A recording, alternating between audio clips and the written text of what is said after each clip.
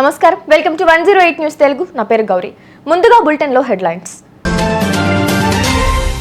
2025లో CM Chandrababu తొలి సంతకం, 1600 మంది పేదలకు లబ్ధి.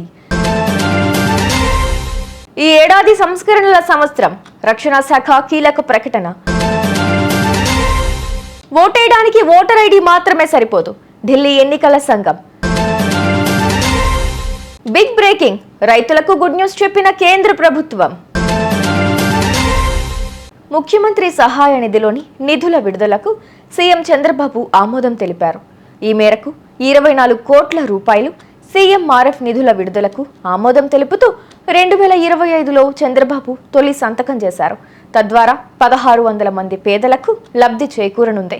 గత ఏడాది అధికారంలోకి వచ్చినప్పటి నుంచి డిసెంబర్ 31 వరకు రాష్ట్ర ప్రభుత్వం సీఎంఆర్ఎఫ్ కింద 124.16 కోట్ల రూపాయల నిధులు విడుదల చేసింది.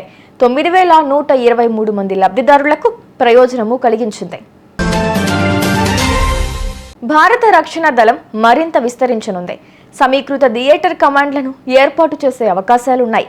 కొత్త సంవత్సరం వేళ రక్షణ శాఖ మంత్రి రాజ్నాథ్ సింగ్ నేతృత్వంలో కీలక మీటింగ్ జరిగింది. ఇండియన్ ఆర్మీని వివిధ రకాల ఆపరేషన్లు నిర్వహించగల టెక్ ఫోర్స్ గా మార్చేందుకు కృషి చేయనున్నారు.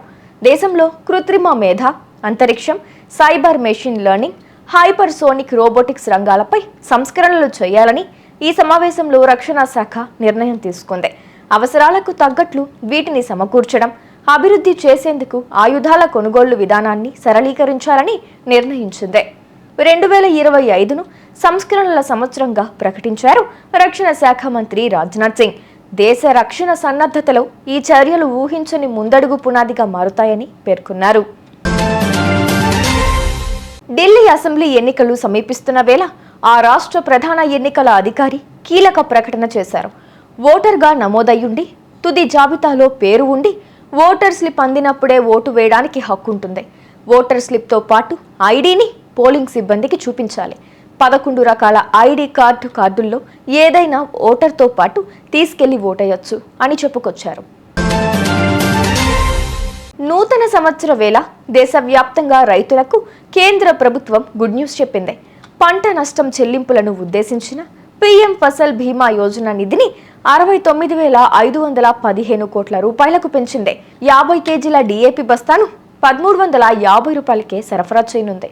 ఇందుకోసం 3,850 కోట్ల రూపాయలు కేటాయించింది. దీంతో దాదాపు 4 కోట్ల మంది లబ్ధి పొందనున్నారు.